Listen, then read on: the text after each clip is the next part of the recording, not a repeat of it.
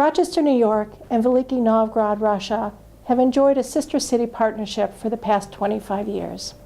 We had the opportunity, through our Linkages of Rochester, which is the organizing body of our sister city partnership, to apply for funds through the U.S. State Department called Peer-to-Peer Dialogues.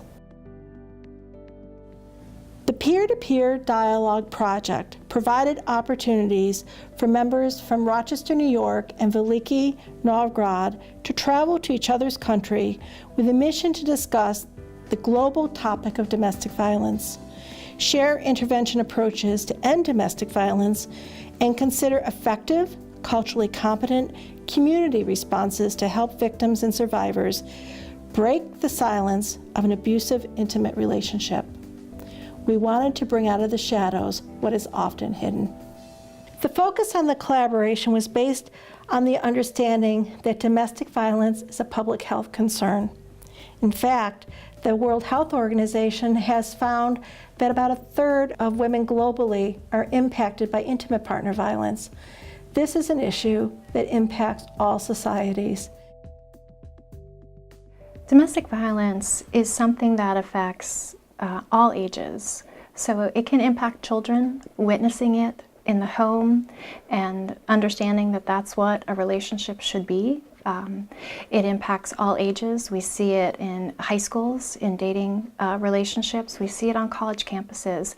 We see it in adult relationships, and we also see it as people age and into their older years.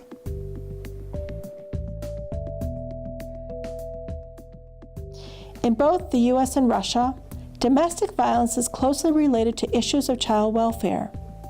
It can result in the traumatization of children, family impoverishment, loss of a parent, and out-of-home placements. According to the American Psychological Association, every year an estimated 3.3 million children are exposed to violence against their mothers or female caretakers by other family members. Although only 49% of parents believe that their children are aware of the domestic violence in the home, research ongoing shows that 80 to 90% of children living in the homes are aware of the violence that takes place in the home. Если в доме обижают, они могут прийти в центр подросток, написать заявление и остаться там проживать. And after children turn 10 years of age or older, they can come personally to this shelter. If they are subject to domestic violence, they can apply for shelter and stay at this place. I just would like to add, right now in Russia we have a national program devoted to children which violated in families, but we haven't a program which devoted to domestic violence. Mm-hmm. It's connected things, violence in the family, violence to children, but on national level we're just talking about violence to children. Why we don't talk about women and other victims in family? As a mother, I felt I needed to provide a safe haven for my family, be it my son or my daughter, because it happened with both. I felt as if I didn't want that life for them. So because I didn't want that life for them, I needed to remove myself. And I was dealing with low self-esteem. I was dealing with self-esteem issues, things about me, and at that point in time dealing with it in a different way. And it was not till I realized my kids were seeing this all the time, you know, that I said enough is enough. So I went, as a mom, I wouldn't want that for any kid. And I said enough. I had to get out of there.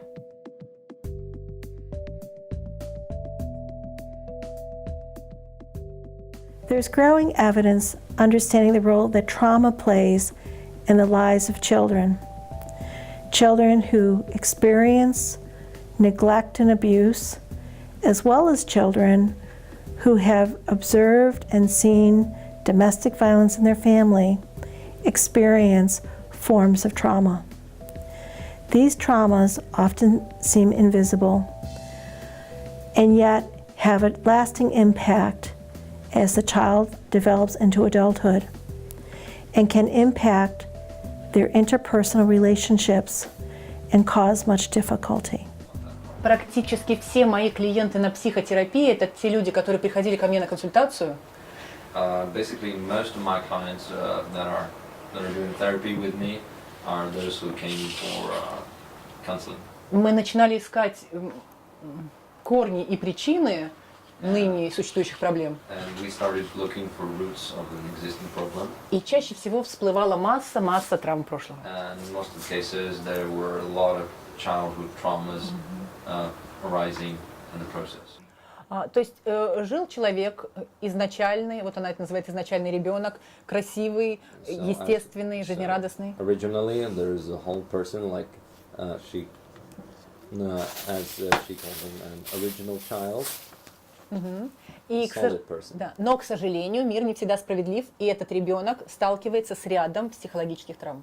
And unfortunately, because the world is not always just to everyone, this child faces psychological trauma. И если он не научен родителями вовремя работать с своими болезненными эмоциями, And if the child is not taught by his parents to work with those emotions, то происходит то, что называется морем боли. То есть каждая травма накапливает какое-то количество невыплаканных слез. Одна травма. And then we have something that is called the sea of pain, when all the emotional stress is collected. Вторая травма. And one trauma, another Еще, trauma, и еще, and и another еще. trauma. И рано или поздно у человека формируется так называемое море боли. And at some point we have something that is called the И sea море of pain, боли- which is formed around the person's personality. Очень важно понять, что море боли формируется только из непроработанных эмоций. То есть иногда оно начинает протекать. Yeah, and in some cases this sea of pain starts to leak, and it is formed basically from those emotions that we haven't worked with. То есть если ребенку вовремя, или человеку в любом возрасте вовремя помогли, он вовремя проговорил, проработал то состояние, которое было у него в психологической травме, то вот это непроработанные эмоции сюда не добавляются. So, and in case the person has been taught to work with those emotions, they do not add up to the sea of pain. New interventions have been developed to address the trauma that individuals experience. We've heard a lot of statistics today, and I want to just share one other statistic. The last National Intimate Partner Violence and Sexual Violence Survey in 2011 indicated about 23% of women nationally will be victimized by severe physical violence some point in their lifetime. So the question is, what do we do about it? We know it's a huge issue that's far-reaching, has incredible impacts on individual health, well-being. So the question is, what do we do?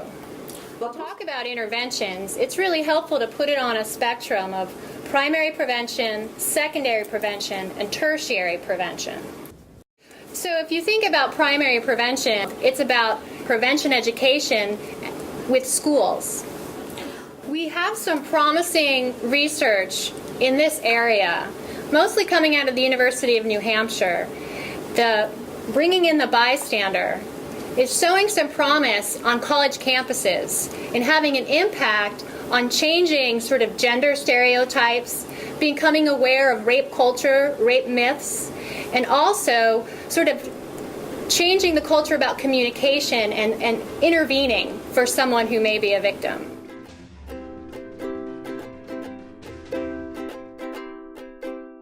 These are some of our statistics on how we understand who the perpetrators of violence are and who the victims are. We have in America 2/3 of rapes are committed by someone who is known. So it disputes the myth that rape is stranger, waiting around corner. We know now that it's more common or more frequent someone we know, which we call acquaintance rape. We have a program called Stand Up Guys, which engages with all men and invites men to be part of the solution to preventing violence against women. Because most men don't perpetrate violence. And what we've done in our culture is say to men who don't perpetrate violence that they don't need to worry about it. This is domestic violence or intimate partner violence are considered women's issues in America. And our conversation is it's an everyone issue, it's a humanitarian issue. So how do we engage, regardless of gender, in the prevention of the violence?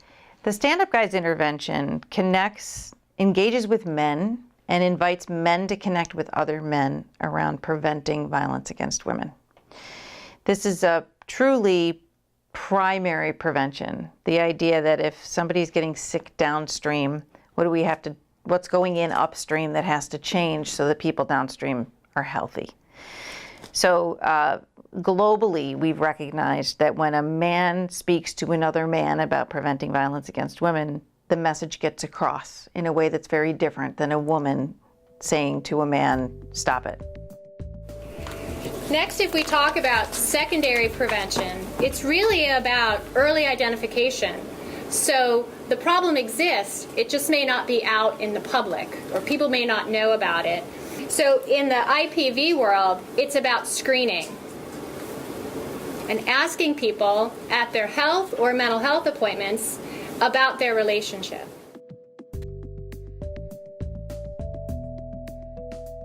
Tertiary prevention, which is really about the issue is present, how to reduce the implications and the side effects per se of the problem. In the intimate partner violence world, these are really our therapeutic interventions, our advocacy programs, our shelters, our court-based programs. So the issues present, how can then we reduce the symptoms and the side effects of the violence? So in case of a successful option, when the woman copes with the challenging life situation, it requires only one or two sessions, one or two psychological sessions. But in case of an unsuccessful, in case of an unsuccessful scenario, the process of support and help may vary from several weeks to several months.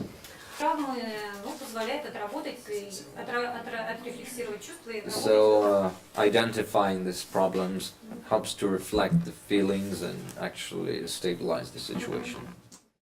My research focus in the area of domestic violence is in the area of interventions. So really what I'm interested in is what helps people who experience abuse and violence in their relationship, why does it help them, and when does it help them in sort of the spectrum of their experience with violence and abuse.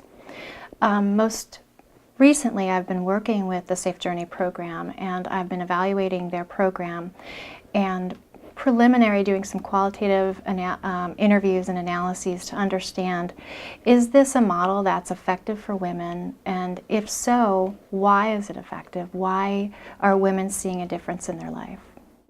I met who I thought was the love of my life at college, and yeah, I moved away with him and we got married. I knew him for 3 years, and we were married for 12, and I lived far away from my family, so I'm very close to my family, but he kind of had me, I feel like, separated from them, and it was heartbreaking to be away from them, but it was just, I wanted to marry for life, and I think he kind of took advantage of that. He hid some things from me.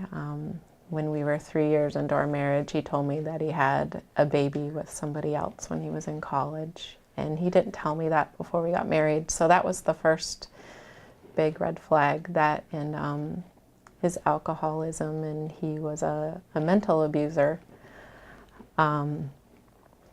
So I kind of always thought it was me, you know, and it was always something that I could do. I'm I'm a hard worker. I was raised that way and never wanted to give up on him. But he kind of always pulled me back. You know,